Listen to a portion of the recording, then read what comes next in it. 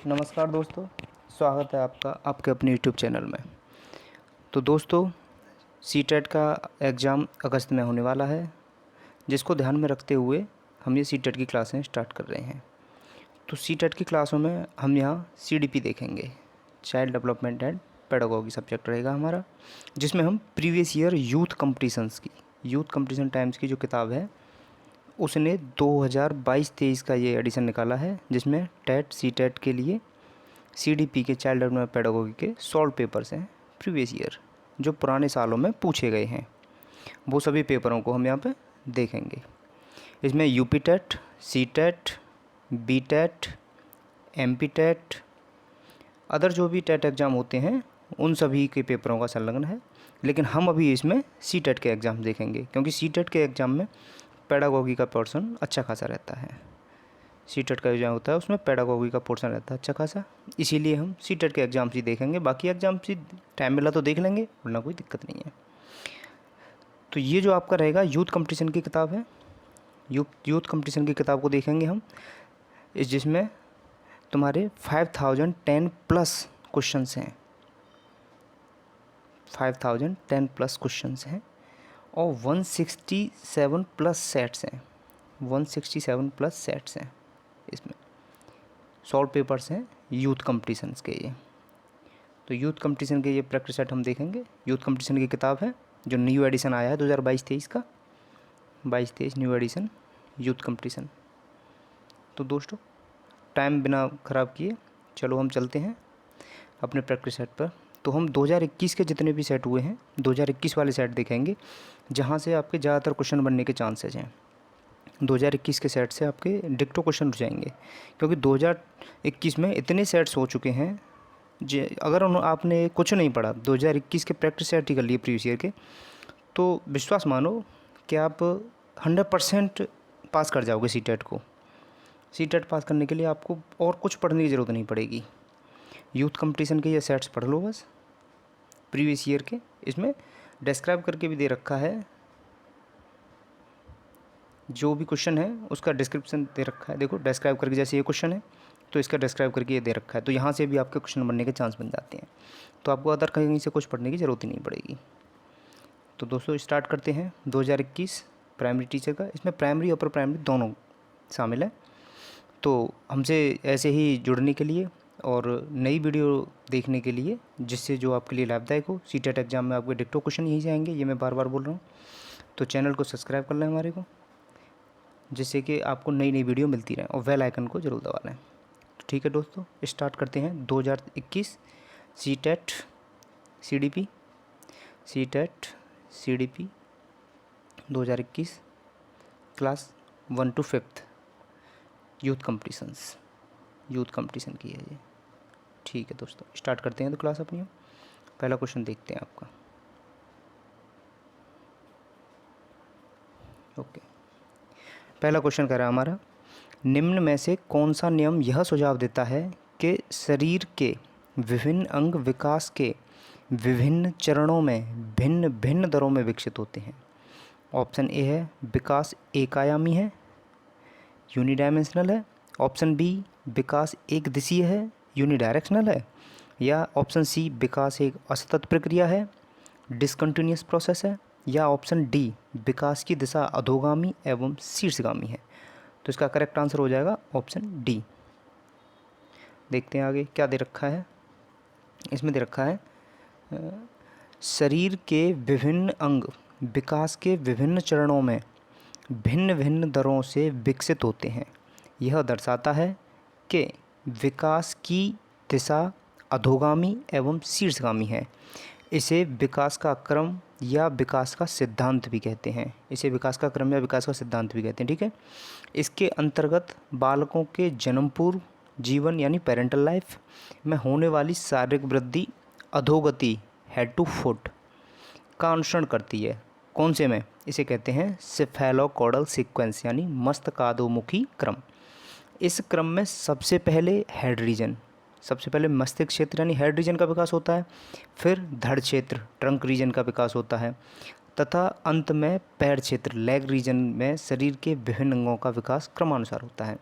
यानी cephalocaudal sequence जो होता है उसमें पहले हेड रीजन, फिर ट्रंक रीजन आ जाता है, फिर आता है लेग रीजन, यानी अप टू डाउन की तरफ विकास होता है, हेड टू फुट बोलते हैं जिसे हम।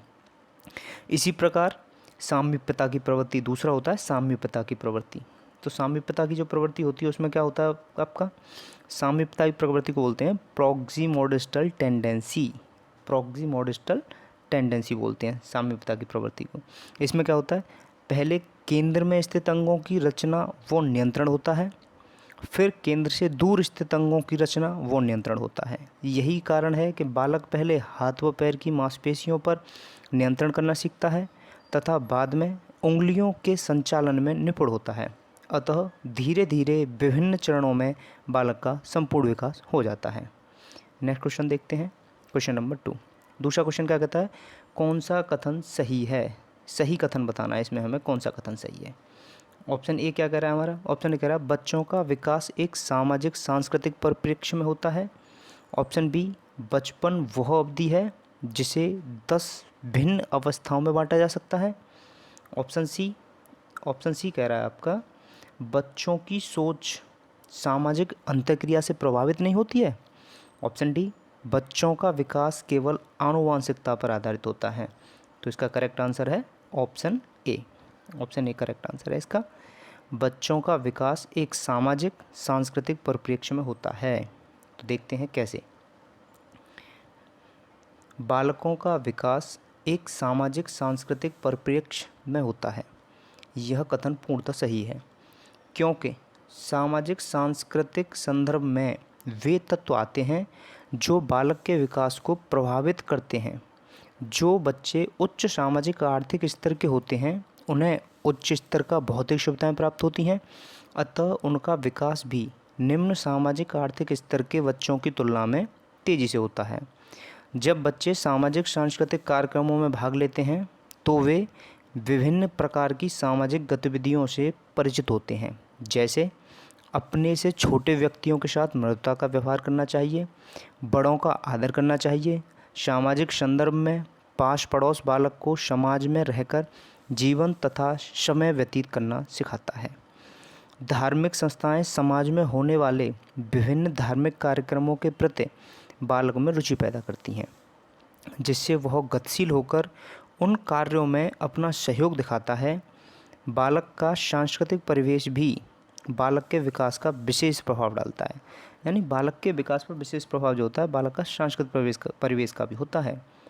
बालक का जिस समाज में रहता है बालक, उसका सांस्कृतिक स्वरूप क्या है, इस बात का बालक के व्यवहार, आचार विचार एवं व्यक्तित्व तथा विकास पर गहरा प्रभाव पड़ता है, जिसमें बालकों का रहन सहन, खाना पीना, सोचना, आचरण, वस्त्र तथा उनके जीवन दर्शन की सभी क्रियाएं शामिल होती हैं। ठीक है, तो दोस्तों ये जो इसमें दे रखा है ऑप्शन के बाद में डिस्क्राइब करके जो दे रखा है, ये पढ़ना बहुत ज़रूरी है कि कभी कभी आपके क्वेश्चन यहाँ से भी पुटअप हो जाते हैं। और जितनी भी ये थ्योरी दे रखी है इसी टाइप के क्वेश्चन पूछे जाएंगे आपको सी टेट में। यूपी टेट की तरह नहीं है ये, यूपी टेट में क्वेश्चन वही होता है जो पूछ ली कि हरलॉक ने क्या कहा था, उसने क्या कहा था, वुडवर्थ ने क्या कहा था, ऐसे नहीं पूछता। यहाँ पे आपको कोई विचार देगा तो उसको रिलेट करके पूछेगा कि ये विचार वुडवर्थ के कौन से नियम से है, हरलॉक के कौन से नियम से है, या फिर तुम्हारा ऐसे करके पूछेगा। देखते हैं आगे नेक्स्ट क्वेश्चन, आपको ये सभी देखने चाहिए सही तरीके से। क्वेश्चन नंबर 3 क्या कह रहा है आपका, आनुवांशिक विन्यास के पूर्व निर्धारित रूप से प्रकट होने की प्रक्रिया कहलाती है, क्या कहलाती है, आनुवांशिक विन्यास के पूर्व निर्धारित रूप से प्रकट होने की प्रक्रिया। ऑप्शन ए एडॉप्शन अनुकूलन, ऑप्शन बी लर्निंग यानी अधिगम, ऑप्शन सी सोशलाइजेशन सामाजिकरण, ऑप्शन डी मैचुरेशन यानी परिपक्वता। तो इसका करेक्ट आंसर होगा ऑप्शन डी मैचुरेशन यानी कि परिपक्वता। आनुवांशिक विन्यास के पूर्व निर्धारित रूप से प्रकट होने की प्रक्रिया परिपक्वता कहलाती है। परिपक्वता का अर्थ शरीर के स्वाभाविक विकास से है। आयु और बुद्धि के साथ साथ बालक के अंग प्रत्यंग का विकास होता है, और केवल शारीरिक विकास ही नहीं होता बल्कि मानसिक विकास भी होता है। परिपक्वता के क्रम में बालक का भ्रूण निर्माण से लेकर जन्म के 50 तक होने वाला विकास भी शामिल है। जन्म के पूर्व प्राणी के विकास पर अधिकांशतः परिपक्वता का ही प्रभाव पड़ता है। अभिवृद्धि एवं विकास का प्रत्येक क्रम एक प्रकार से परिपक्वता पर निर्भर करता है। उदाहरण, जब बालक की मांसपेशियां हड्डियां चल पाने की आवश्यकता के अनुसार परिपक्व हो जाती हैं तो वह पैरों के बल चलने में समर्थ हो पाता है। इस प्रकार परिपक्वता अभिवृद्धि एवं विकास को गति प्रदान करती है। नेक्स्ट क्वेश्चन देखते हैं आपका क्वेश्चन नंबर 4। क्वेश्चन नंबर 4 कहता है खाली जगह सामाजिकरण का प्राथमिक और खाली जगह समाजीकरण का द्वितीय कारक है। तो समाजीकरण का प्राथमिक और द्वितीय कारक कौन सा होगा? ऑप्शन ए परिवार पहला कारक है, विद्यालय दूसरा कारक है। ऑप्शन बी मीडिया पहला कारक है, परिवार दूसरा कारक है। ऑप्शन सी विद्यालय पहला कारक है, मीडिया दूसरा कारक है। ऑप्शन डी मीडिया पहला कारक है या पास पड़ोस दूसरा कारक है। तो इसका करेक्ट आंसर हो जाएगा आपका ऑप्शन ए, परिवार पहला कारक है। पहला कारक में आ जाएगा परिवार और दूसरे में आ जाएगा विद्यालय। अब आपकी समझ में आएगा ये क्वेश्चन क्या कह रहा था। परिवार सामाजिकरण का प्राथमिक और विद्यालय सामाजिकरण का द्वितीय कारक है, ये पूछना चाह रहा था। ठीक है, डिस्क्रिप्शन देख लेते हैं, डिस्क्राइब करके क्या दे रखा है नीचे इसमें।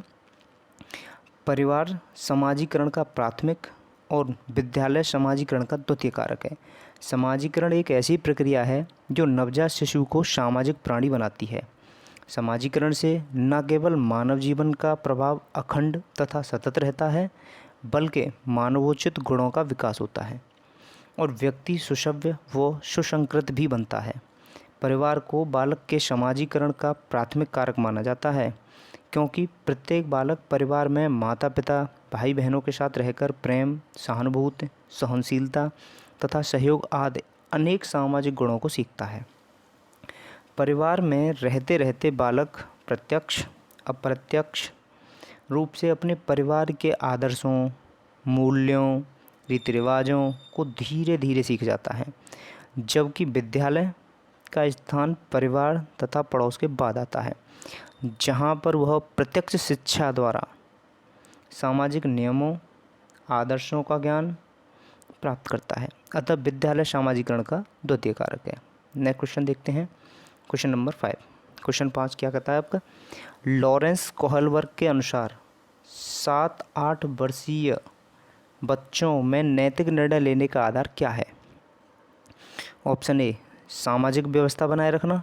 ऑप्शन बी सामाजिक अनुबंध बनाए रखना। ऑप्शन सी दंड और आज्ञा पालन।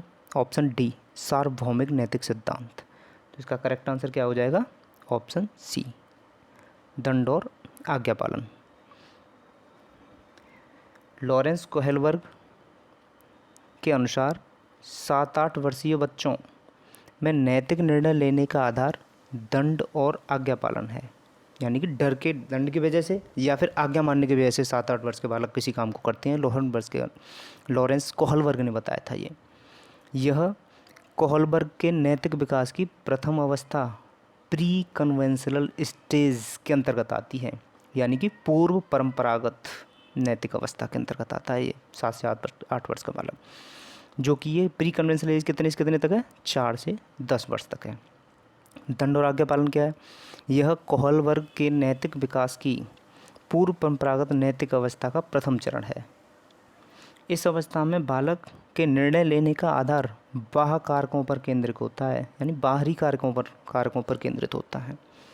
इस अवस्था में छात्र सही और गलत का चयन दंड पाने का भय और पुरस्कार पाने की लालसा से करते हैं, जो मैं ऊपर बता रहा था अभी, दंड पाने के उससे करते हैं। नेक्स्ट क्वेश्चन देखते हैं आपका क्वेश्चन नंबर 6। क्वेश्चन 6 कह रहा है जीन पियाजे से रिलेटेड क्वेश्चन है, तो आपको ये थ्योरी पढ़ लेनी चाहिए मोटा मोटी। जीन पियाजे, कोहलबर्ग, थार्नडाइक, ये 3-4 थ्योरी हैं, वो आपको पढ़ लेनी चाहिए। क्वेश्चन देखते हैं, जीन पियाजे के सिद्धांत में क्रमबद्धता किस संदर्भ में प्रयोग हुआ है? ऑप्शन ए वस्तुओं को किसी एक आयाम जैसे लंबाई पर आधारित क्रम देना, दूसरों का परिप्रेक्ष्य लेने की क्षमता। ऑप्शन सी क्या कहता है आपका? ऑप्शन सी कह रहा है चिंतन का वर्णनात्मक रूप जैसा कहानी कथन में होता है, स्थानों जैसे अपने विद्यालय का स्थानीय मानचित्र करने की क्षमता, तो इसका करेक्ट आंसर हो जाएगा ऑप्शन ए। वस्तुओं को किसी एक आयाम जैसे लंबाई पर आधारित क्रम देना, ये होता है आपका क्रमबद्धता। किसके द्वारा? जीन पियाजे के सिद्धांत के अनुसार। ठीक है, देखते हैं आगे क्या कहा था। जीन पियाजे के सिद्धांत में क्रमबद्धता शब्द का प्रयोग वस्तुओं को किसी एक आयाम जैसे लंबाई पर आधारित क्रम देने के संदर्भ में प्रयोग हुआ है। क्रमबद्धता जीन पियाजे द्वारा दी गई तीसरी अवस्था मूर्त संक्रियात्मक अवस्था 7 से 11 वर्ष होती है, मूर्त संक्रियात्मक की मुख्य विशेषता है, जिसके अंतर्गत बालक में वस्तुओं या चीज़ों को उनके परिमाण तथा मात्रा के आधार पर क्रम में रखने की योग्यता आ जाती है। मूर्त संक्रियात्मक अवस्था 7 से 11 वर्ष की होती है, ये तीसरी अवस्था है। इसमें बच्चे को उन वस्तुओं को उनके परिमाण तथा मात्रा के आधार पर क्रम में रखने की योग्यता आ जाती है। जैसे बच्चों को विभिन्न लंबाई की छड़ देने पर उनके द्वारा छड़ों को छोटे से बड़े क्रम में व्यवस्थित करना क्रमबद्धता को दर्शाता है। नेक्स्ट क्वेश्चन देखते हैं आपका, क्वेश्चन नंबर 7। 5 वर्षीय नसीमा को यह लगता है कि चिकनी मिट्टी के गोले को यदि दबाकर एक सांप के रूप में परिवर्तित करें तो चिकनी मिट्टी बढ़ जाती है। जीन पियाजे के अनुसार उसकी इस सोच के पीछे कौन सा तर्क है? एनिमिस्टिक थिंकिंग यानी जीववाद, या सेंट्रेशन केंद्रीयता, हाइपोथेटिक डिडक्टिव रीजनिंग यानी परिकल्पित निगमनात्मक, ट्रांजिटिव इन्फेरेंस संक्रामक परिणाम निकालना। तो कौन सा सही है इसका? Option B. इसका करेक्ट आंसर है सेंट्रेशन केंद्रीयता। देखते हैं आगे। 5 वर्षीय नसीमा को यह लगता है, और दोस्तों आपको बता दूं, आपसे ज़्यादातर क्वेश्चन इसी टाइप के पूछे जाएंगे जैसा ये क्वेश्चन है कि नसीमा को ऐसे लगता है, उसको ऐसे लगता है, तो बताओ कौन सा है ये, जीन पियाजे का कौन सा, थर्नडीक का कौन सा, इस तरीके से पूछे जाएंगे। तो आपको हर क्वेश्चन को ध्यान से देखना है, ध्यान से समझते चलना है। बाहर आपका एक भी क्वेश्चन नहीं जाएगा, सभी क्वेश्चन आपको यहीं से मिल जाएंगे पेपर में। जब पेपर देने जाओगे तब बताना आप मुझे कमेंट करके। तो 5 वर्षीय नसीमा को यह लगता है कि चिकनी मिट्टी के गोले को दबाकर एक सांप के रूप में परिवर्तित करें तो चिकनी मिट्टी बढ़ जाती है। जीन पियाजे के अनुसार उसकी इस सोच के पीछे का कारण केंद्रीकरण है, यानी सेंट्रेशन है। इस सोच के पीछे कारण केंद्रीकरण, केंद्रीयता या फिर सेंट्रेशन क्या होता है? पियाजे द्वारा दी गई पूर्व संक्रियात्मक अवस्था प्री ऑपरेशनल स्टेज 2 से 7 वर्ष की एक विशेषता है, जिसमें बालक एक घटना को समझने के लिए किसी एक विशेषता या पक्ष पर ध्यान देते हैं। इसमें बालकों को लंबाई चौड़ाई का ज्ञान तो होता है, पर वे मात्रा परिमाण के आधार पर वर्गीकरण नहीं कर पाते हैं। उदाहरण, एक बच्चा बड़े गिलास में जूस पीने की जिद करता है और जूस पीते समय वह एक छोटे चौड़े गिलास की तुलना में एक लंबे व पतले गिलास को वरीयता देता है, जबकि दोनों ही गिलास में समान मात्रा में जूस रहता है। ठीक उसी प्रकार बच्चा आकृति देखकर यह सोचता है कि सांप के रूप में चिकनी मिट्टी बढ़ जाती है, जबकि गोला दोनों अवस्थाओं में समान रहता है। नेक्स्ट क्वेश्चन देखते हैं आपका, क्वेश्चन नंबर 8। 8वां क्वेश्चन कहता है आपका, लेव वाइगोत्स्की के संज्ञानात्मक विकास का सिद्धांत खाली जगह पर आधारित है। किस पर आधारित है लेव वाइगोत्स्की के संज्ञानात्मक विकास का सिद्धांत? सामाजिक संरचना पर, व्यवहारवाद पर, मनोविश्लेषण पर, या सार्वभौमिकता पर? तो देखते हैं इसका करेक्ट आंसर कौन सा है। ऑप्शन ए करेक्ट आंसर है इसका, सामाजिक संरचना। लेव वाइगोत्स्की के संज्ञानात्मक विकास का सिद्धांत सामाजिक संरचना पर आधारित है। लेव वाइगोत्स्की के संज्ञानात्मक विकास का सिद्धांत सामाजिक संरचना पर आधारित है। इसमें अधिगमकर्ता अपने सामाजिक परिवेश एवं अन्वेषण से समझ को विकसित करता है। बच्चे का ध्यान, अवबोध, स्मृति क्षमताएं, ज्ञान के विभिन्न उपकरण जैसे संस्कृति, इतिहास, सामाजिक परिवेश, परंपराएं, भाषा, धर्म आदि के अनुसार बदलती रहती हैं। इसमें बच्चा पहले स्वयं के स्तर पर सामाजिक वातावरण में तालमेल बैठाता है और फिर अपने अनुभवों को वैश्विक करता है। वाइगोत्स्की के सिद्धांत को सामाजिक निर्मितवाद कहा जाता है। वाइगोत्स्की का जो सिद्धांत है उसे सामाजिक निर्मितवाद कहते हैं, क्योंकि इसमें संस्कृति को एक सामाजिक परिवेश के लिए सार्थक बताया गया है। नेक्स्ट क्वेश्चन देखते हैं, क्वेश्चन नंबर 9 कहता है, लेव वाइगोत्स्की ने बच्चे के स्वयं से संवाद करने की क्रिया के लिए किस शब्द का प्रयोग किया है? प्राइवेट स्पीच यानी निजीवाद, टॉक अलाउड उच्च स्वर में वार्ता, स्कैफोल्डिंग पार्ट, या ईगो सेंटरिंग स्वकेंद्रिता। तो दोस्तों इसका तो आप जानते ही होंगे, इसे प्राइवेट स्पीच कहा है। स्कैफोल्डिंग पार्ट होता है जब सहारा दिया जाता है, जब सहारा दिया जाता है थोड़े टाइम के लिए, उसके स्कैफोल्डिंग कहती हैं। ठीक है, देखते हैं आगे। लेव वाइगोत्स्की ने बच्चे के स्वयं से संवाद करने की क्रिया के लिए निजी संवाद यानी कि प्राइवेट स्पीच शब्द का प्रयोग किया है। वाइगोत्स्की के अनुसार बच्चे भाषा का प्रयोग न केवल सामाजिक संप्रेषण के लिए करते हैं, अपितु स्वनिर्देशित तरीके से कार्य करने के लिए, अपने व्यवहार हेतु योजना बनाने के लिए, निर्देश एवं मूल्यांकन करने में भी करते हैं, जिसे निजी संवाद यानी प्राइवेट स्पीच कहते हैं। जबकि प्याजे ने निजी भाषा को ईगोसेंट्रिज्म कहा है। ईगोसेंट्रिज्म किसने कहा है? ईगोसेंट्रिज्म कहा है प्याजे ने।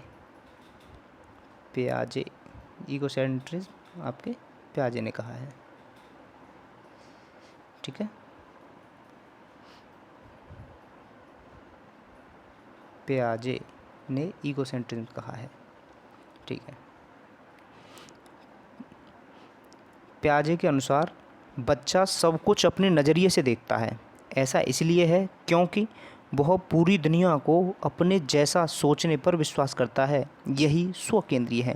बच्चा अपनी पूरी दुनिया जो होती है अपने जैसा सोचने पर विश्वास करता है कि जैसा मैं सोच रहा हूँ वैसा ही पूरी दुनिया सोच रही है। ये प्याजे के अनुसार है, इसे ही ईगोसेंट्रिज्म कहा गया है। और लेकिन लेव वाइगोत्स्की ने कहा है प्राइवेट स्पीच, यानी कि वो खुद से बात करता है, अपने मन में बात करता रहता है। देखा भी होगा अपने छोटे बच्चों को। नया क्वेश्चन देखते हैं, question number 10 sorry, question number 10 है आपका, एक प्रगतिशील कक्षा की निम्न में से कौन सी विशेषता है? प्रगतिशील कक्षा की विशेषता पूछ रहा है। ऑप्शन ए, ड्रिल और अभ्यास पर जोर देना। ऑप्शन बी, योग्यता आधारित स्थायी अलगाव। ऑप्शन सी, सहयोगितापूर्ण अधिगम। ऑप्शन डी, पुरस्कार और दंड का प्रयोग। तो इसका करेक्ट आंसर हो जाएगा ऑप्शन सी, सहयोगितापूर्ण अधिगम। जब हम मिलके पढ़ेंगे सहयोग एक दूसरे से तो हम ज़्यादा सीखेंगे, वो प्रगतिशील कक्षा कहलाएगी। तो इसका डिस्क्रिप्शन देख लेते हैं, डिस्क्राइब क्या कर रखा है इसमें। एक प्रगतिशील कक्षा की विशेषता सहयोगितापूर्ण अधिगम है। प्रगतिशील शिक्षा की अवधारणा जॉन डीवी ने दी है। प्रगतिशील शिक्षा की अवधारणा दी है जॉन डीवी ने। प्रगतिशील शिक्षा इस बात पर बल देती है कि शिक्षण करके सीखने से होता है। शिक्षण जो होता है वो करके सीखने से होता है, लर्निंग बाय डूइंग। प्रगतिशील शिक्षा लर्निंग बाय डूइंग पर फोकस करती है। इसलिए छात्रों को अपने वातावरण के साथ अनुकूलन और अधिगम के लिए अंतःक्रिया करनी चाहिए। प्रगतिशील शिक्षा हर बच्चे की क्षमता में विश्वास करती है। यह सामग्री और अनुभवों से जुड़कर शिक्षार्थियों के कौशल और समझ को बढ़ाने पर जोर देती है। यह एक समूह में काम करके और एक गतिविधि को पूरा करने के लिए व्यावहारिक ज्ञान लागू करके छात्रों की सक्रिय भागीदारी को सुनिश्चित करती है तथा बच्चों को उनके ज्ञान और प्रतिभा को प्रभावी ढंग से उपयोग करने के लिए आत्मनिर्भर बनाने के लिए करके सीखने को बढ़ावा देती है। जबकि ड्रिल और अभ्यास पर जोर देना, योग्यता आधारित स्थायी अलगाव तथा पुरस्कार और दंड का प्रयोग प्रगतिशील कक्षा की विशेषता नहीं है। नेक्स्ट क्वेश्चन देखते हैं, क्वेश्चन नंबर आपका 11। क्वेश्चन नंबर 11 क्या कहता है? एक बच्चे में दूसरों की नीयत और इच्छाओं को समझने की योग्यता है। यह बुद्धि के किस स्वरूप को दर्शाती है? स्थानकीय संबंध बुद्धि, अंतरावैयक्तिक बुद्धि, अंतःवैयक्तिक बुद्धि या प्राकृतिक बुद्धि।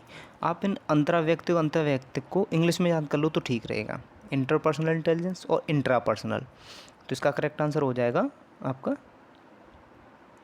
इंटरपर्सनल इंटेलिजेंस, यानी कि अंतरावैयक्तिक बुद्धि।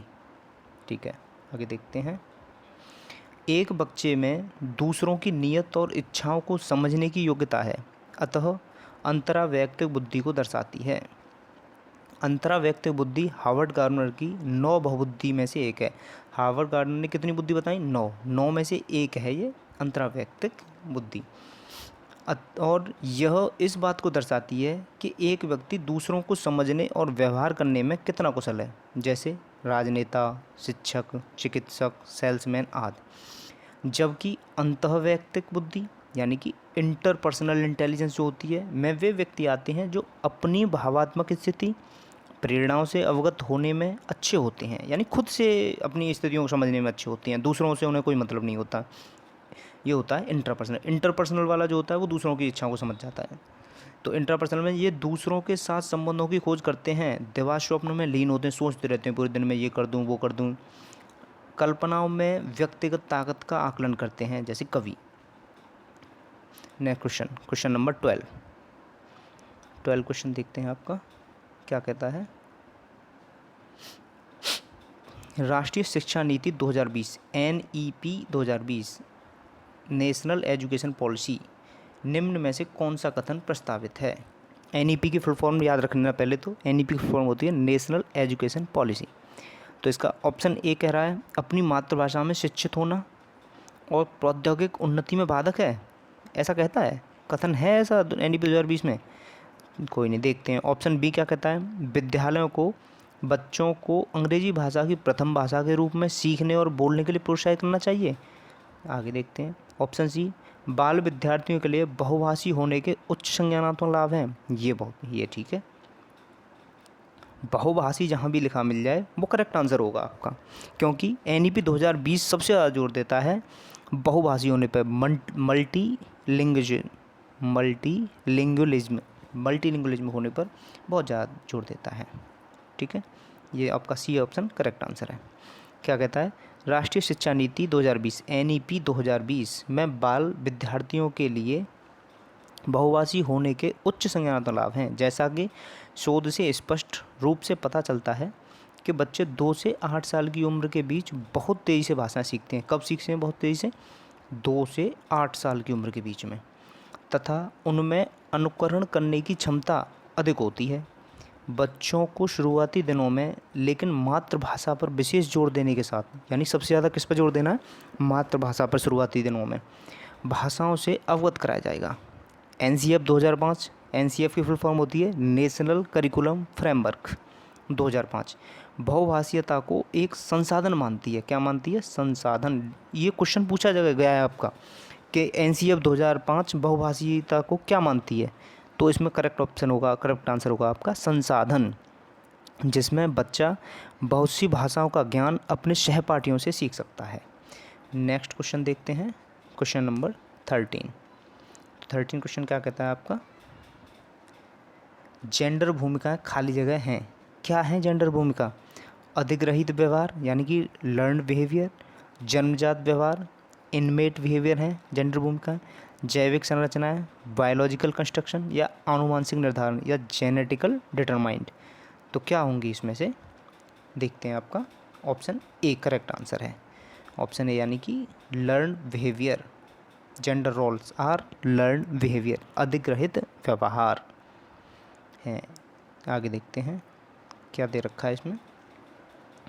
जेंडर भूमिकाएं अधिग्रहित व्यवहार हैं जो समाज को सांस्कृतिक मानदंडों और परंपराओं के अनुसार एक पुरुष या महिला, लड़के या लड़की के लिए उपयुक्त कार्य प्रदान करती हैं।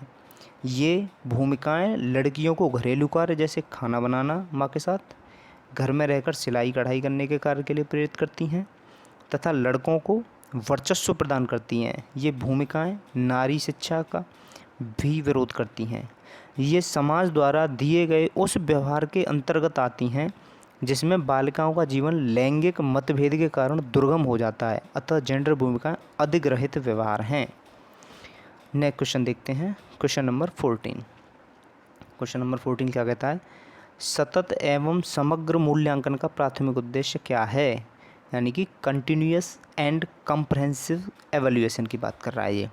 ऑप्शन ए, छात्रों के प्रदर्शन की एक दूसरे से तुलना करना। ऑप्शन बी, छात्रों की समझ को आंकना और पाठ्यक्रम तथा शिक्षा शास्त्र को इसके अनुसार रूपांतरित करना। ऑप्शन सी, छात्रों का उनके प्रदर्शन के अनुसार वर्गीकरण करना। ऑप्शन डी, छात्रों को किसी विषय में सफल और विफल घोषित करना। तो आपका सतत एवं समग्र मूल्यांकन क्या करता है? सतत एवं समग्र मूल्यांकन जो होता है, छात्रों की समझ को आंकना तथा और पाठ्यक्रम तथा शिक्षा शास्त्र को इसके अनुसार रूपांतरित करना। ठीक है, तो इसमें दे रखा है सतत एवं समग्र मूल्यांकन का प्राथमिक उद्देश्य है छात्रों की समझ को आंकना और पाठ्यक्रम तथा शिक्षा शास्त्र को इनके अनुसार रूपांतरित करना, जबकि छात्रों को किसी विषय में सफल और विफल घोषित करना, छात्रों के प्रदर्शन की एक दूसरे से तुलना करना तथा छात्रों का उनके प्रदर्शन के अनुसार वर्गीकरण करना सतत एवं समग्र मूल्यांकन का प्राथमिक उद्देश्य नहीं है। ठीक है, ये भी याद रखना हमें। नेक्स्ट क्वेश्चन नंबर 15 देखते हैं। क्वेश्चन नंबर 15 आपका थोड़ा बड़ा है। अपनी कक्षा के लिए मूल्यांकन पद्धति तय करने से पहले एक शिक्षक को किन बातों पर विचार करना चाहिए, ये आपको बताना है। 4 ऑप्शन दे रखे हैं, फिर नीचे ऑप्शन दे रखे हैं ये ABCD करके, इसमें कौन कौन सा सही है वो बताना है आपको। ये थोड़ा आपका अच्छा क्वेश्चन पूछ लिया है। ऑप्शन पहला है, मेरे अलावा इन परिणामों का उपयोग कौन करेगा। दूसरा ऑप्शन है, विशिष्ट छात्रों के अधिगम वक्र का पता लगाने का सर्वोत्तम तरीका है। ऑप्शन तीसरा, कौन सा तरीका अध्यापिका को स्वयं के शिक्षा शास्त्र पर चिंतन में मदद करेगा। चौथा ऑप्शन दे रखा है, कौन सी विधि छात्रों को उच्चतम अंक पाने में मदद करेगी। तो इसका करेक्ट आंसर कौन सा हो जाएगा, देखते हैं हम। 15वें का इसका कोई करेक्ट आंसर ही नहीं दिया है। अपनी कक्षा के लिए मूल्यांकन पद्धति तय करने से पहले एक शिक्षक को निम्न बातों पर विचार करना चाहिए। कौन कौन सी बातें हैं ये हमें देखनी है। शिक्षक को किन किन बातों पर विचार करना है मूल्यांकन पद्धति तय करने से पहले, कि उनसे क्या सीखने की उम्मीद की जा रही है, क्या वो सीख सकते हैं, उम्मीद क्या हम कर रहे हैं उनसे सीखने के लिए, क्या सिखाना चाह रहे हैं उन्हें, क्या उम्मीद की जा सकती है उनसे सीखने के लिए। दूसरा, जानना चाहिए कि अपनी पढ़ाई में वे इस समय किस स्तर पर हैं। तीसरा, समझना चाहिए कि वे किस प्रकार प्रगति कर सकते हैं, अर्थात क्या पढ़ना चाहिए और कैसे पढ़ना चाहिए, ये भी देखना है हमें शिक्षक को। चौथा क्या देखना है, जानना चाहिए कि कब उन्होंने लक्ष्य और अपेक्षित परिणाम हासिल कर लिए हैं, ये सभी देखने हैं। इसके लिए समान अंक दिए गए थे क्योंकि इसका कोई करेक्ट आंसर था नहीं। तो क्वेश्चन नंबर 16 देखते हैं। 16 में क्या कह रहा है, समावेशी शिक्षा से क्या अभिप्राय है, इंक्लूसिव एजुकेशन से क्या अभिप्राय है। नंबर 1, ए ऑप्शन दे रखा है, EWS इकोनॉमिकली वीकर सेक्शन, यानी कि आर्थिक रूप से कमज़ोर वर्ग का आरक्षण केवल सरकारी विद्यालयों में उपलब्ध करवाया जाए, ऐसा तो नहीं है कुछ भी। दूसरा ऑप्शन देखते हैं, दिव्यांग छात्रों का सिर्फ विशेष विद्यालयों में ही शिक्षा दी जाए, ऐसा भी कुछ नहीं है इंक्लूसिव एजुकेशन के अंदर। तीसरा सी ऑप्शन देखते हैं, सरकारी विद्यालयों के अंग्रेजी पढ़ाई की जाए, नहीं तो अंग्रेजी ऐसा कुछ नहीं कहता इंक्लूसिव एजुकेशन। ऑप्शन चौथा देखते हैं, योग्यताओं से परे होकर सभी बच्चों को गुणवत्तीय शिक्षा उपलब्ध कराई जाए, ये ऑप्शन करेक्ट है आपका। इंक्लूसिव एजुकेशन का मतलब होता है कि एक ही स्कूल के अंतर्गत सभी बच्चों को शिक्षा दी जाए बढ़िया। समावेशी शिक्षा से अभिप्राय है सभी बच्चों को गुणवत्तापूर्ण शिक्षा उपलब्ध करवाई जाने से है। समावेशी शिक्षा तब होती है जब सभी छात्रों को, चाहे उसकी कोई भी पृष्ठभूमि क्यों ना हो, उनके साथ कोई भेदभाव ना किया जाए, अर्थात उन्हें बिना किसी भेदभाव के उच्च गुणवत्ता वाले निर्देश, हस्तक्षेप और समर्थन प्राप्त करने के लिए उपयुक्त सामान्य शिक्षा कक्षाओं में रखा जाता है, जो उन्हें मुख्य पाठ्यक्रम में सफलता प्राप्त करने में सक्षम बनाते हैं। समावेशी शिक्षा एक ऐसी प्रणाली है जिसमें विकलांग और सामान्य बच्चे एक साथ सीखते और खेलते हैं, जो मैं आपको अभी बता रहा था, जिसका उद्देश्य सबका साथ सबका विकास है। नेक्स्ट क्वेश्चन देखते हैं, क्वेश्चन नंबर 17। क्वेश्चन नंबर 17 क्या कहता है, कथन और निष्कर्ष, इसमें रीजन, कथन दे रखा है एक और ये इसका कारण दे रखा है, तो हमें बताना है कथन सही है या कारण सही है, या फिर कथन का कारण है ये जो हमें दे रखा है, कारण दोनों सही हैं। तो पहला कथन क्या दे रखा है, कथन दे रखा है हमें, पढ़ाते समय एक शिक्षक को पाठ्य सामग्री को दर्शाने के लिए विभिन्न तरीके अपनाने चाहिए, ये दे रखा है कथन, तो सही है, विभिन्न तरीके अपनाने चाहिए। कारण क्या दे रखा है, शिक्षक को अधिगमकर्ताओं की विविध आवश्यकताओं हेतु अपने शिक्षा शास्त्र को उनके अनुकूल बनाना चाहिए। देखते हैं, मुझे तो दोनों ही सही लग रहे हैं इसके। ए ऑप्शन सही है, बोथ बोथ ठीक है इसके। ए जो आर का सही एक्सप्लेनेशन है, ए जो है आर का सही, सॉरी आर सही व्याख्या है ए की, आर जो है वो ए की सही व्याख्या है। ठीक है, देखते हैं। पढ़ाते समय एक शिक्षक को पाठ्य सामग्री को दर्शाने के विभिन्न तरीके अपनाने चाहिए, जिससे कि छात्रों में उस शिक्षण के प्रति रुचि जागृत हो और वे तत्परता से शिक्षण कार्य को सीखें तथा एक दूसरे को प्रेरित करें। क्योंकि यदि शिक्षक अधिगमकर्ताओं की विविध आवश्यकताओं के अनुसार अपने शिक्षण विधियों तथा शिक्षण शास्त्र को उनके अनुकूल बनाएगा, तो यह छात्रों के अधिगम में अत्यंत ही सहायक होगा, जिससे छात्रों का सर्वांगीण विकास होगा तथा कक्षा अत्यंत ही प्रगतिशील एवं प्रभावी होगी। ठीक है, नेक्स्ट क्वेश्चन देखते हैं, क्वेश्चन नंबर 18। क्वेश्चन नंबर 18 क्या कह रहा है आपका? एक बच्ची लिखाई में निरंतर कठिनाई का सामना करती है। उसे अक्षर बनाने और शब्दों के बीच अंतराल करने में चुनौती महसूस होती है। यह लक्षण किस अधिगम विकार की ओर इशारा करते हैं? तो कौन सा होगा ये? डिसलेक्सिया, इन्हें इंग्लिश में याद करना, डिस्ग्राफिया, डिसकैलकुलिया या attention deficiency hyper activity order, यानी कि ADHD शॉर्ट फॉर्म है इसकी ये। ठीक है, तो इसका करेक्ट आंसर हो जाएगा ऑप्शन बी। ऑप्शन बी इसका करेक्ट आंसर होगा, डिसलेक्सिया। डिसलेक्सिया हो जाएगा इसका करेक्ट आंसर। देखते हैं कैसे। एक बच्ची लिखाई में निरंतर कठिनाई का सामना करती है। उसे अक्षर बनाने और शब्दों के बीच अंतराल करने में चुनौती महसूस होती है। यह लक्षण डिस्ग्राफिया की ओर इशारा करता है।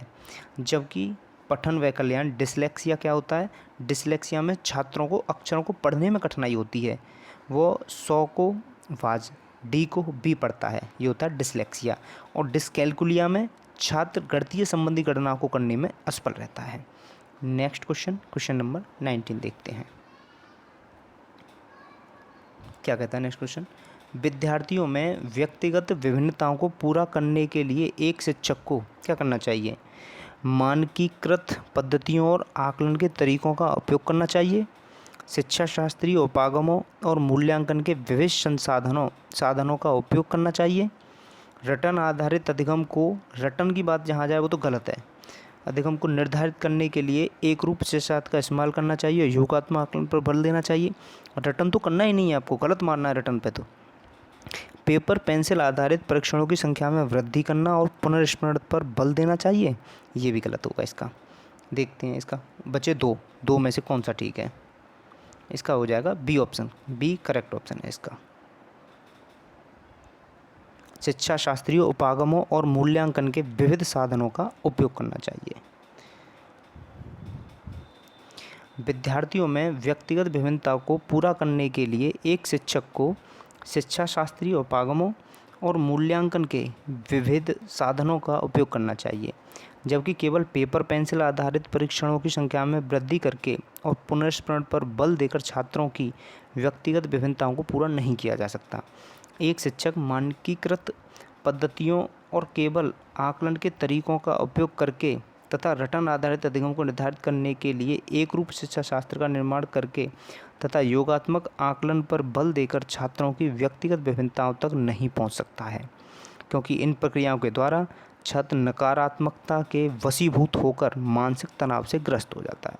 नेक्स्ट क्वेश्चन, क्वेश्चन नंबर 20 देखते हैं।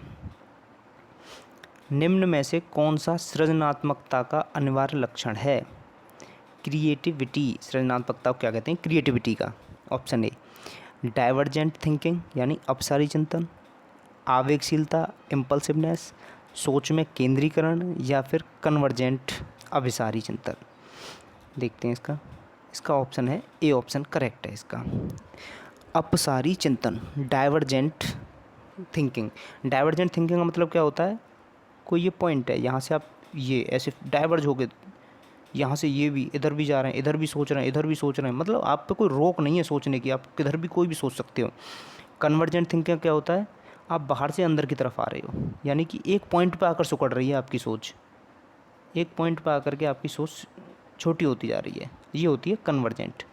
डाइवर्जेंट में आप बाहर की तरफ सोचते हो, यानी ब्रॉड तरीके से सोचते हो डाइवर्जेंट में। कन्वर्जेंट में आप छोटे तरीके से सोचते हो। तो इसका करेक्ट आंसर डाइवर्जेंट थिंकिंग हो जाएगा, यानी अपसारी चिंतन। क्रिएटिव होने के लिए आपको ज़्यादा से ज़्यादा सोचना पड़ेगा। अपसारी चिंतन सृजनात्मकता का अनिवार्य लक्षण है। जब किसी व्यक्ति के सामने कोई समस्या रखी जाती है एवं उस समस्या के समाधान के लिए वह व्यक्ति अपनी कल्पनाशीलता, कल्पना शक्ति एवं सृजनात्मकता का प्रयोग करता है, तो उस चिंतन को अपसारी चिंतन कहते हैं। अपसारी चिंतन सृजनात्मक बच्चों में पाया जाता है, क्रिएटिव चाइल्ड्स में पाया जाता है डाइवर्जेंट थिंकिंग। जैसे जब कक्षा में एक शिक्षक किसी विद्यार्थी से प्रश्न करता है कि यदि तुम्हारे पंख होते तो तुम क्या करते। इस प्रश्न का कोई सटीक उत्तर नहीं है, अतः ऐसी स्थिति में बालक इसके बारे में कल्पना करेगा और फिर अपने विचार प्रस्तुत करेगा। ये क्वेश्चन भी पूछ सकता है, तो आप इसमें यही ऑप्शन लगाओगे। ऐसी स्थिति में बालक इसके बारे में कल्पना करेगा और फिर अपने विचार प्रस्तुत करेगा। आप इसमें कोई वो नहीं बताओगे कि ये ऐसे कर देगा। Next question, question number 21। छोटे बच्चे ज्ञान की संरचना और अर्थ किस प्रकार निकालते हैं? सक्रिय अन्वेषण द्वारा, खेल द्वारा, या ऑप्शन सी पदार्थों पर क्रिया और प्रयोग द्वारा। चौथा ऑप्शन है सहपाठियों और वयस्कों संग सहभागिता द्वारा। अब इसमें ऑप्शन ए दे रखा है पहला तीसरा सही है, ऑप्शन बी दे रखा है पहला तीसरा चौथा सही है, ऑप्शन सी दे रखा है पहला दूसरा और तीसरा सही है, ऑप्शन डी दे रखा है पहला दूसरा तीसरा चौथा सही है। तो इसका करेक्ट आंसर हो जाएगा ऑप्शन डी, चारों ही सही हैं, पहला भी, दूसरा भी, तीसरा भी, चौथा भी। यानी कि छोटे बच्चे ज्ञान की संरचना और अर्थ किस प्रकार निकाल सकते हैं? सक्रिय अन्वेषण द्वारा, खेल द्वारा भी निकाल सकते हैं, पदार्थों पर क्रिया और प्रयोग द्वारा भी निकाल सकते हैं, सहपाठियों और वयस्कों संग सहभागिता द्वारा भी निकाल सकते हैं। छोटे बच्चे सक्रिय अन्वेषक होते हैं, अतः वे सक्रिय अन्वेषण द्वारा, खेल द्वारा ज्ञान की संरचना और अर्थ निकालते हैं। ये बच्चे जब सहपाठियों और वयस्कों संग सहभागिता द्वारा पदार्थों पर क्रिया व प्रयोग करते हैं तो उनका अधिगम सकारात्मक रूप से प्रभावित होता है तथा वे सार्थक ज्ञान की संरचना का निर्माण करते हैं। Next question, question number 22। Question 22 क्या कह रहा है? एक अध्यापिका बच्चों को फ़ोन नंबर रटने के लिए फ़ोन नंबर के 10 अंकों को 3-4 अंकों के समूहों में बांटकर याद करना सुझाती है। अध्यापिका द्वारा सुझाई गई यह रणनीति क्या कहलाती है? ऑप्शन देखते हैं इसके क्या दे रखे हैं। इसके ऑप्शन दे रखे हैं हमें खंडीकरण या चंकिंग, कूटलेखन यानी एनकोडिंग, स्वागीकरण यानी कि एसिमिलेशन, अनुकूलन यानी कि एडाप्टेशन। तो इसका करेक्ट आंसर हो जाएगा खंडीकरण यानी चंकिंग, यानी कि खंडों में 3-3, 4-4 के समूह बना के सिखा रही है, तो खंडीकरण हो जाएगा। एक अध्यापिका बच्चों को फ़ोन नंबर रटने के लिए फ़ोन नंबर के 10 अंकों को 3-4 अंकों के समूह में बांटकर याद करना सुझाती है। अध्यापिका द्वारा सुझाई गई यह रणनीति खंडीकरण कहलाती है। खंडीकरण को इंग्लिश में कहते हैं चंकिंग। चंकिंग से तात्पर्य सूचनाओं के अलग अलग टुकड़ों को लेने और उन्हें बड़ी इकाइयों में समूहित करने की प्रक्रिया से है। प्रत्येक डाटा बिंदु को एक बड़े समूह में समूहित करके हम उस जानकारी की मात्रा में सुधार कर सकते हैं, जिससे हमें तथ्यों को याद करने में आसानी रहती है। जैसे यदि 4711324 के फ़ोन नंबर को 4711234 यानी तोड़ के 471 और 1234 ऐसे करके मैं विभाजित किया जाए तो यह आसानी से याद हो जाता है, जबकि कूटलेखन स्वागीकरण तथा अनुकूलन खंडीकरण से भिन्न है। नेक्स्ट क्वेश्चन देखते हैं, क्वेश्चन नंबर 23 क्या कहता है? निम्न में से अधिगम की कौन सी दशा पर विद्यालयों में सबसे अधिक बल देना चाहिए? ऑप्शन ए परिवेश से सहभागिता द्वारा कौशलों और ज्ञान का अर्जन, ऑप्शन बी है विषय वस्तु को रटना, ऑप्शन सी दूसरों का निष्क्रिय अनुकरण करना, ऑप्शन डी क्या कहता है उद्दीपन अनुक्रिया संबंधों द्वारा व्यवहार का अनुबंधन। तो इसका करेक्ट आंसर कौन सा हो जाएगा? ऑप्शन ए, यानी कि परिवेश से सहभागिता द्वारा कौशलों और ज्ञान का अर्जन। नीचे देखते हैं, परिवेश से सहभागिता द्वारा कौशलों और ज्ञान का अर्जन अधिगम की वे दशाएं हैं जिन पर विद्यालयों में सबसे अधिक बल देना चाहिए, क्योंकि शिक्षा का दायित्व छात्रों को जीवन की चुनौतियों का सामना करने के लिए सक्षम बनाना है। यानी कि शिक्षा का दायित्व क्या है? छात्रों को जीवन की चुनौतियों का सामना करने के लिए सक्षम बनाना है, जिसके लिए शिक्षा को जीवन कौशलों के विकास से जोड़ना होगा और इन कौशलों व ज्ञान का अर्जन छात्र परिवेश में होने वाली गतिविधियों में शामिल होकर प्राप्त करते हैं। छात्र परिवेश की गतिविधियों से अनुभवजन्य हो जाता है, जिससे जब विद्यालय में उन्हीं गतिविधियों को कराया जाता है तो छात्र आसानी से ज्ञान का अर्जन कर लेता है और अधिगम अत्यंत ही शीघ्र हो जाता है, जबकि विषय वस्तु को रटना अधिगम को निष्क्रिय बनाता है। रटना निष्क्रिय बनाता है, इसलिए रटना ऑप्शन जहाँ दिख जाए आपको वो गलत करना है आपको। नेक्स्ट क्वेश्चन नंबर 24 क्या कह रहा है नेक्स्ट क्वेश्चन आपका, निम्न में से कौन सा युग्म सामाजिक संरचनात्मक उपागम के अनुसार छात्रों के पढ़ने को सुसाध्य करता है। ऑप्शन ए, सलमा विद्यार्थियों को नए शब्द सिखाने के लिए फ्लैश कार्ड का उपयोग करती है और उनके सही उत्तरों के लिए उन्हें टॉफ़ी देकर पुरस्कृत करती है। ऑप्शन बी है आपका, परामर्श विविध प्रकार की पुस्तकें अपने विद्यार्थियों को पढ़ने के लिए देती है। जो विद्यार्थी एक विशेष पुस्तक पढ़ते हैं उन्हें नियमित रूप से पुस्तक पर परिचर्चा करने के लिए कहती है। ऑप्शन सी क्या कह रहा है, तीसरा ऑप्शन, अरुंधति नए शब्दों का अर्थ समझने के लिए संदर्भ संबंधित संकेतों के इस्तेमाल पर बल देती है। ऑप्शन चौथा, रेखा अपने विद्यार्थियों को उन शब्दों को 5 बार लिखने के लिए देती है जो वह वर्तनी परीक्षा में गलत करते हैं। तो इसमें आपका ऑप्शन ए दे रखा है, एक और चौथा सही है। ऑप्शन बी दे रखा है, एक और तीसरा सही है।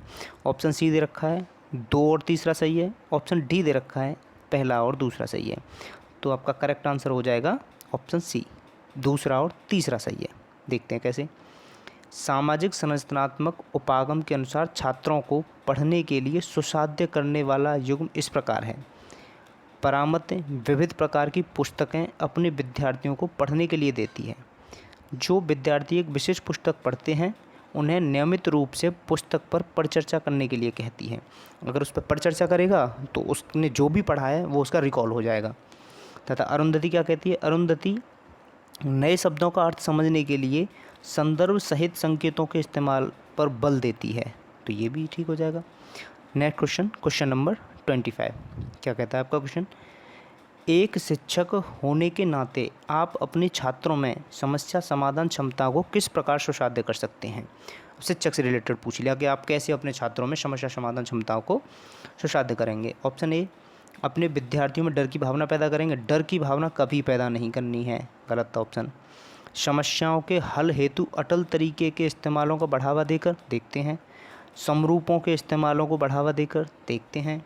निष्क्रिय रटन पद्धतियों के इस्तेमाल को बढ़ावा देकर, रटन पद्धति कभी नहीं करना। डर की भावना रटन पद्धति जहाँ दिखे वो ऑप्शन गलत है। तो इसका करेक्ट आंसर ऑप्शन सी, इसका करेक्ट आंसर हो जाएगा। समरूपों के इस्तेमाल को बढ़ावा देकर, एक शिक्षक होने के नाते हम समरूपों के इस्तेमाल को बढ़ावा देकर छात्रों में समस्या समाधान क्षमताओं को सुसाध्य कर सकते हैं, जबकि अपने विद्यार्थियों में डर की भावना पैदा करके निष्क्रिय रटन पद्धतियों के इस्तेमाल को बढ़ावा देना तथा समस्याओं के हल हेतु अटल तरीके के इस्तेमाल को बढ़ावा देना शिक्षक का कर्तव्य नहीं है। नेक्स्ट क्वेश्चन देखते हैं आपका 26 क्या कहता है, निम्नलिखित में से कौन सा सार्थक अधिगम को सुसाध्य करेगा। सार्थक अधिगम मतलब मीनिंगफुल लर्निंग। कक्षा में संदर्भ रहित अधिगम को बढ़ावा देना, ये देखते हैं। एक समस्या पर विविध तरीकों से विचार करने के लिए प्रोत्साहन करना, ये हो सकता है। या ऑप्शन सी क्या कह रहा है, रट्टा मार कर सीखने को प्रोत्साहित करना। रट्टा मार गलत करना है, कभी नहीं करना। शिक्षक द्वारा श्यामपट्ट पर लिखे गए उत्तरों को नकल करना कभी नहीं होगा। तो इसका करेक्ट आंसर हो जाएगा बी, ऑप्शन बी आपका करेक्ट आंसर। एक समस्या पर विविध तरीकों से विचार करने के मतलब आप डाइवर्जेंट थिंकिंग की बात कर रहे हो, और डाइवर्जेंट थिंकिंग जहाँ भी आ जाए वो सदैव सही होगा आपका।